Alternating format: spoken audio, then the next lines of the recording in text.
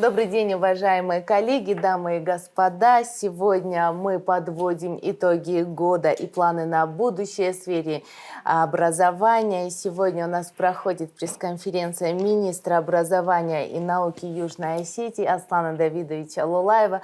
Здравствуйте, Аслан Давидович. Добрый день, Спасибо, Наталья. что нашли время посетить это мероприятие.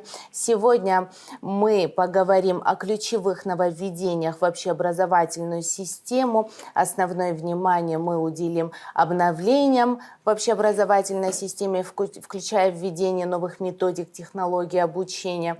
И министр, наверное, нам также озвучит результаты школьных олимпиад и министерских контрольных и выделит особые достижения и направления для дальнейшего развития.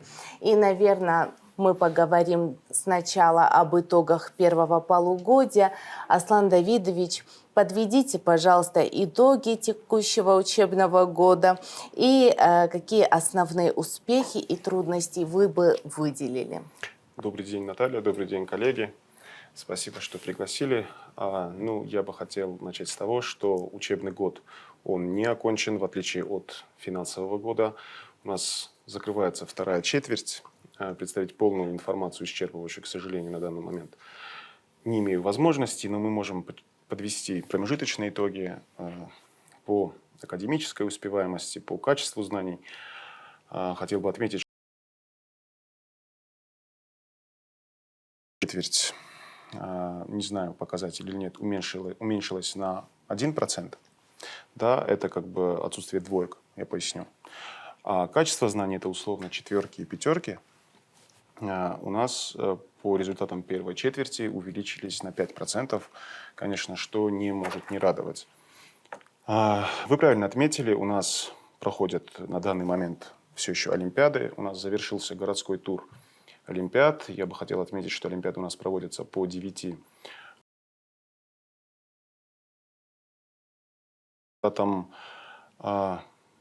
школьных олимпиад, да, условно городских, районных.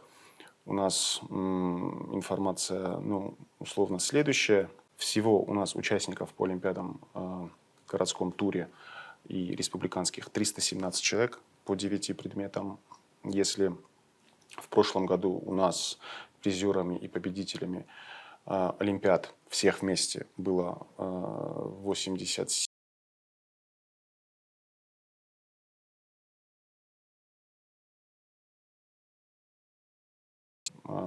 по предварительным данным проходит гораздо большее количество участников. Это больше 100 учеников. Вот. В этой связи тоже приятно эти моменты отметить, что дети более охотнее стали идти на олимпиады. То есть желание у них у самих есть, но не так, как это было порой до этого, да, когда мы, прежде всего, хочу сказать, что в действующем законе об образовании нашем с вами такое понятие в принципе отсутствует. Это, на мой взгляд, серьезное упущение. Нами подготовлены изменения в закон об образовании, они разосланы во все, скажем так, заинтересованные органы и ведомства, чтобы на законодательном уровне утвердить золотую и серебряную медали. По, скажем так, остаткам советского прошлого медали вручались. Да, то есть мы, не имея на то законных оснований, все-таки не ушли от этой практики, и, на мой взгляд, верно. Я работаю на данной должности 7-й месяц, и, в принципе, считаю, что золотые и серебряные медали быть должны. Никоим образом не могу судить или осуждать своих предшественников, поймите меня правильно, у каждого руководителя бывает свой подход к тому или иному делу. Хочу отметить, что в прошлом году для кандидатов на золотую и серебряную медали не проводились министерские срезы. Потому что, насколько я знаю, понятие медаль, как таковая, от нее хотели отойти. Да, тоже буду честен, при вступительных экзаменах в вузы Российской Федерации золотая и серебряная медали не дают каких-либо существенных преимуществ абитуриентам. В основном наши медалисты, они уезжают за пределы республики, да, чтобы продолжить свое обучение. Эту ситуацию я на свое усмотрение говорю, вот определил следующим образом, что такое понятие будет введено в законодательство. С этим связано отсутствие контрольных срезов в прошлом году, но я пришел на данную должность уже в мае месяце и все-таки принял решение, чтобы золотые и серебряные медали были. А в этом году они тоже будут. Прошел первый срез министерских работ для кандидатов. 53 ученика. Это учащиеся 10 и 11 классов. 11-классников. Нет, я неправильно назвал цифру. Только 10-классников представлено 63 Так. человека и 11-классников 37 человек. Мне сложно озвучивать, честно вам признаюсь, результаты, но это наша действительность, да, и от нее мы тоже никуда не уйдем. Неудовлетворительных оценок получил 51 человек. Да, это условно, сколько, 80%? Ну, не 80, да, где-то 65%. Да. Очень сильно расстраивает данный факт. Не буду этого тоже скрывать. В общей сложности у нас в претендентах на золотую медаль осталось, значит, 17 учеников 10 классов и 7 учащихся 11 классов. То есть в общей сложности их 24 человека. И, конечно, появляется вопрос.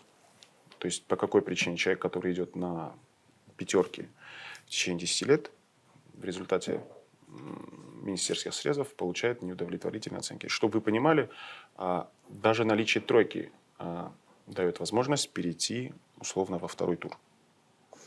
То есть может ли это говорить о том, что им ученикам просто Это только об натягивают? этом и говорит.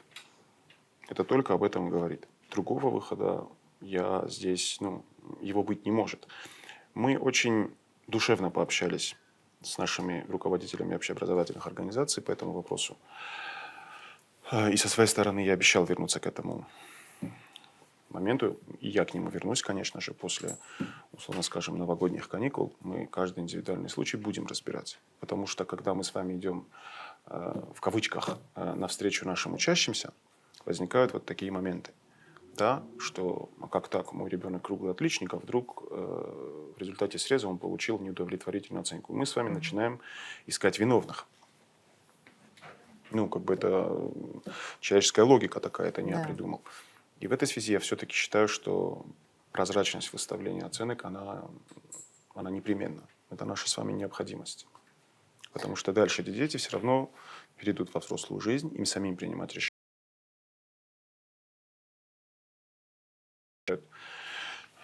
Родительское гнездо, у них появляются существенные сложности в жизни. И мы просто, ничего полезного из этого не извлечем.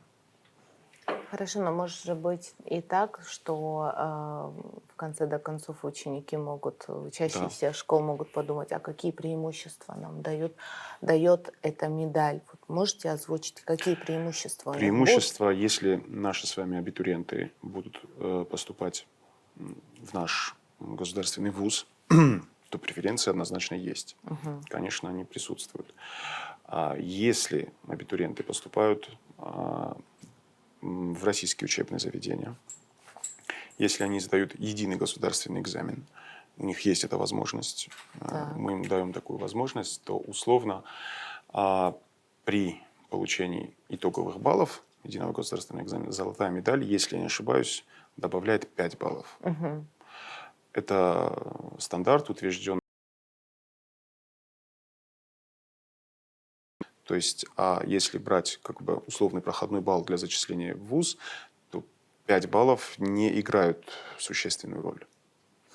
Спасибо большое. И вот еще такой вопрос. Какой балл необходимо набрать претендентам на медаль, чтобы все-таки пройти эти срезы? Это все элементарными логическими вычислениями. Значит, все равно общий итоговый балл по, скажем так, школьным оценкам и результатам министерских срезов не должен быть менее 4,5 баллов.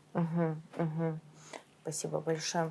Тогда мы перейдем на другую тему. Если по этому блоку вопросов у вас нет, коллеги, тогда мы перейдем на нравственно-патриотическое воспитание. В начале учебного года в школах был введен ряд мероприятий, направленных на нравственно-патриотическое воспитание подрастающего поколения. Это поднятие государственного флага и исполнение государственного гимна Южной Осетии.